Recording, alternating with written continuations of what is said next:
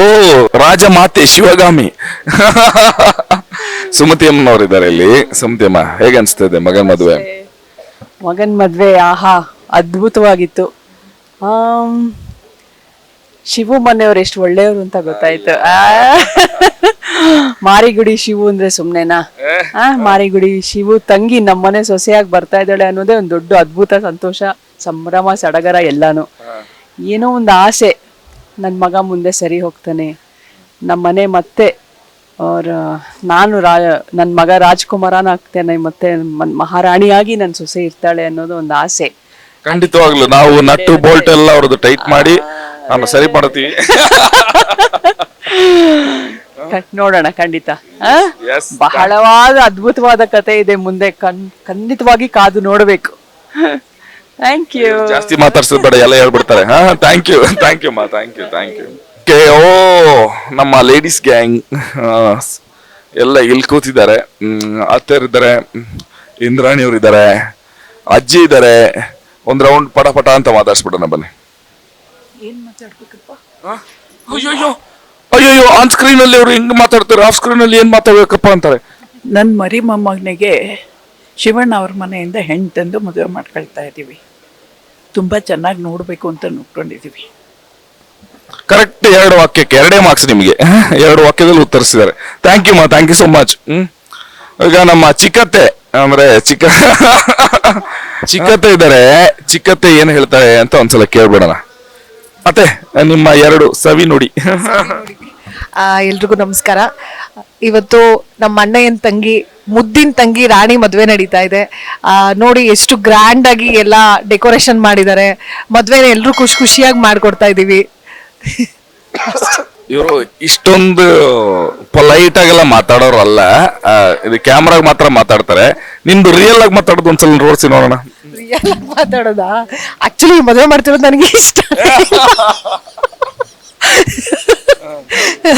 Comedy ಮಾಡ್ಬೇಕಂದ್ರೆ ನೋಡ್ತಿದ್ರಲ್ಲ, 12:30 ಆಯ್ತು.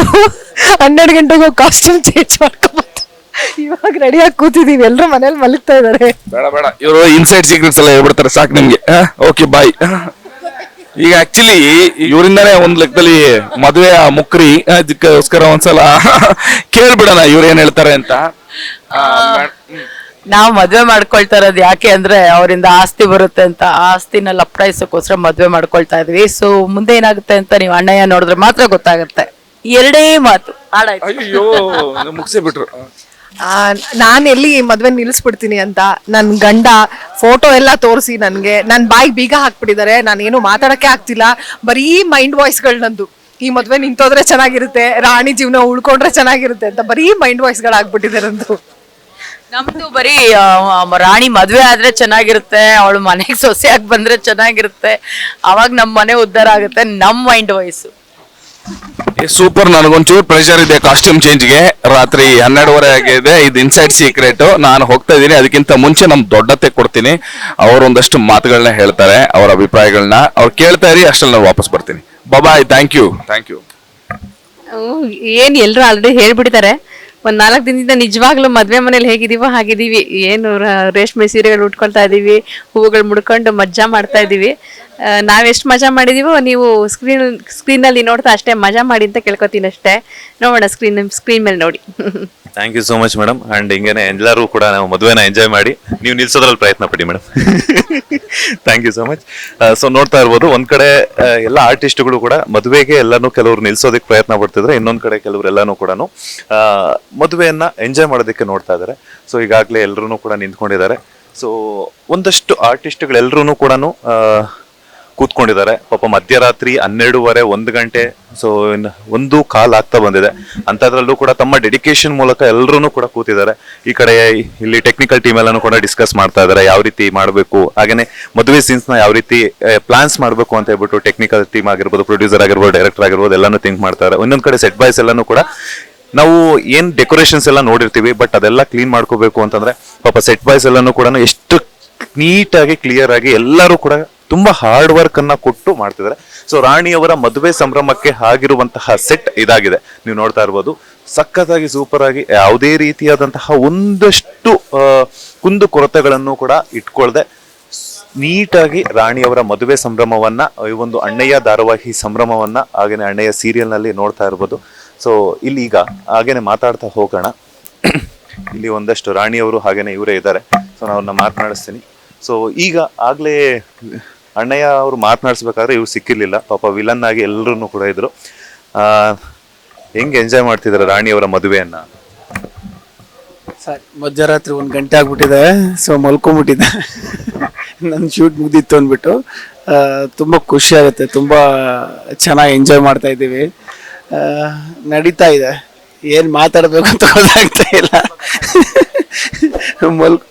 ಮಲ್ಕೊಂಡ್ಬಿಟ್ಟು ಇವಾಗ ಇದ್ದೀನಿ. ಸೊ ನಾನು ಫಸ್ಟ್ ಹೇಳಿ ಮತ್ತೆ ಅದು ಸೊ ಅಂದ್ರೆ ಈ ಮದುವೆ ಅಂತ ಅಂದಾಗ ಎಲ್ಲ ಆರ್ಟಿಸ್ಟ್ ಸೇರ್ತೀವಿ. ಒಂದು ಮನೆ ಅಂತ ಇದ್ದಾಗ ಒಬ್ರು ಇಬ್ರು ಆ ಥರ ಇರ್ತೀವಿ, ಅಥವಾ ಒಂದು ಟೀಮ್ ಒಂದು ಫ್ಯಾಮಿಲಿ ಮಾತ್ರ ಇರ್ತೀವಿ. ಇವತ್ತು ಎಲ್ಲ ಸೇರ್ತೀವಲ್ಲ, ತುಂಬ ಜನ ಆರ್ಟಿಸ್ಟ್ ಇರ್ತೀವಿ.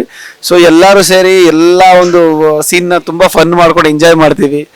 ಮತ್ತು ನಮ್ಮ ಸುಪ್ರೀತಾ ಮ್ಯಾಮ್ ಇರ್ತಾರೆ.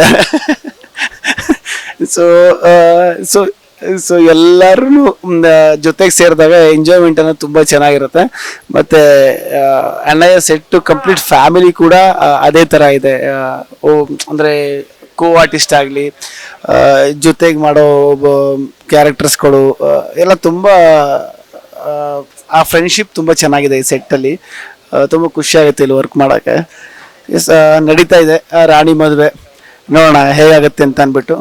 ಕ್ಯಾರೆಕ್ಟರ್ ಆಗಿ ಖುಷಿ ಇದೆ, ಅವ್ರಿಗೆಲ್ಲ ಮದುವೆ ಸಕ್ಸಸ್ ಆಗುತ್ತೆ ಅನ್ನೋ ಖುಷಿ. ನನಗೆ ಮದುವೆ ಆದರೆ ಈ ಮದುವೆ ರಾಣಿ ಲೈಫ್ ಹಾಳಾಗುತ್ತಲ್ಲ ಅನ್ನೋ ಖುಷಿ.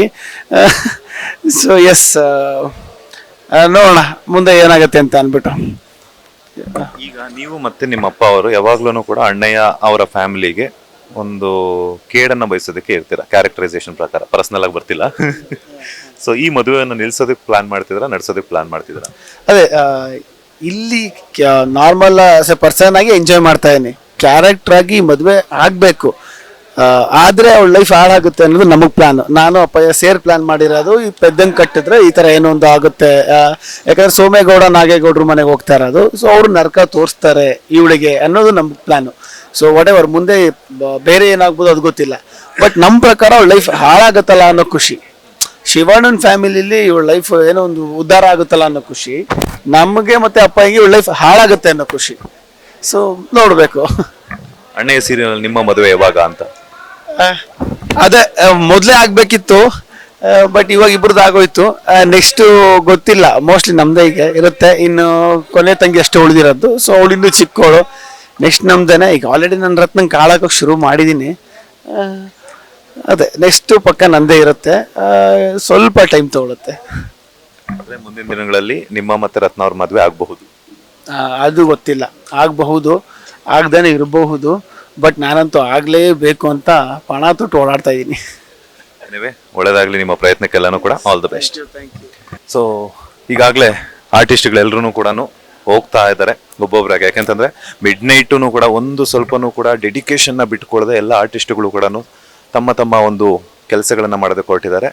ಸೊ ಇದಾಗಿತ್ತು ಅಣ್ಣಯ್ಯ ಸೀರಿಯಲ್ನಲ್ಲಿ ರಾಣಿಯವರ ಮದುವೆ ಸಂಭ್ರಮದ ಕ್ಷಣಗಳನ್ನ ಎಂಜಾಯ್ ಮಾಡ್ತಿರುವಂತಹ ಅಣ್ಣಯ್ಯ ಧಾರಾವಾಹಿಯ ಒಂದು ಕಲಾವಿದರ ಮಾತು. ಕ್ಯಾಮ್ರಾ ಪರ್ಸನ್ ರಾಘವೇಂದ್ರ ಸ್ವಾಮಿ ಜೊತೆ Manjunath Srinivas, boss TV Kannada, Bengaluru. Latest ಹಾಗೂ ಇಂಟ್ರೆಸ್ಟಿಂಗ್ ಸುದ್ದಿಗಳಿಗಾಗಿ ಬಾಸ್ ಟಿವಿ ಕನ್ನಡ ಚಾನೆಲ್ನ ಸಬ್ಸ್ಕ್ರೈಬ್ ಮಾಡಿ. ಹಾಗೆಯೇ ಬೆಲ್ ಐಕಾನ್ ಪ್ರೆಸ್ ಮಾಡಿ. ಇದರ ಜೊತೆಗೆ ಫೇಸ್ಬುಕ್, ಇನ್ಸ್ಟಾಗ್ರಾಮ್, ಎಕ್ಸ್ ನಲ್ಲೂ ಮಿಸ್ ಮಾಡದೆ ಫಾಲೋ ಮಾಡಿ.